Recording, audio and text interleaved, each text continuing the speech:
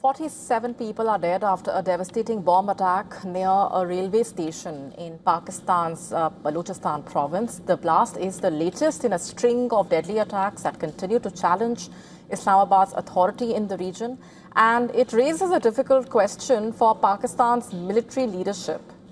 Is Balochistan slipping further out of control?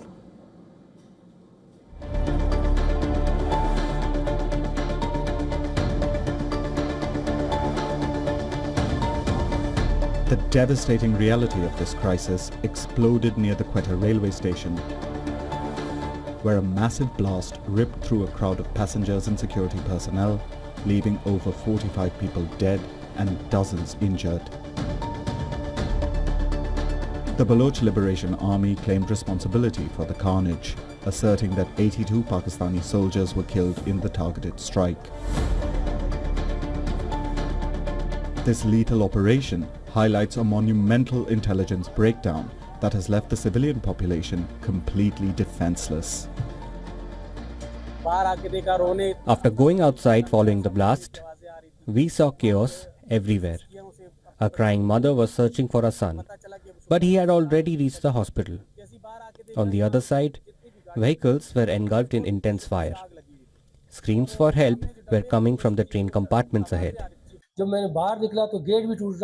When I came out of the room, I saw that the house's gate was destroyed. A goat had been tied to the gate and it had fallen down due to the blast. It was a very powerful explosion. When I looked outside, there was fire and smoke everywhere. The blast occurred while the train was travelling through Chaman Phatak station in Quetta.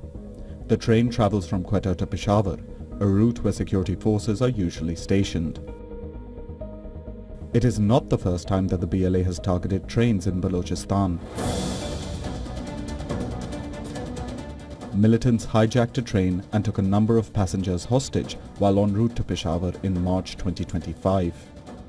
The explosion killed over 30 people and injured more than 100 others. There have been numerous such attacks by the BLA.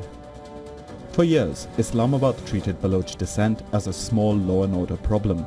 Field Marshal Asim Munir dismissed the movement as marginal. He said about 1,500 militants could not alter the nation's course. Now, his words echo back at him.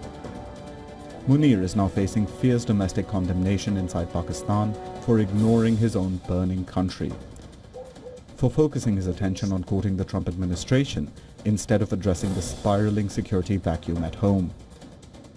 The roots of this unstoppable violence lie in decades of deep systemic deprivation, as the Baloch people watched the state extract immense wealth from their resource-rich land while leaving the locals in absolute poverty.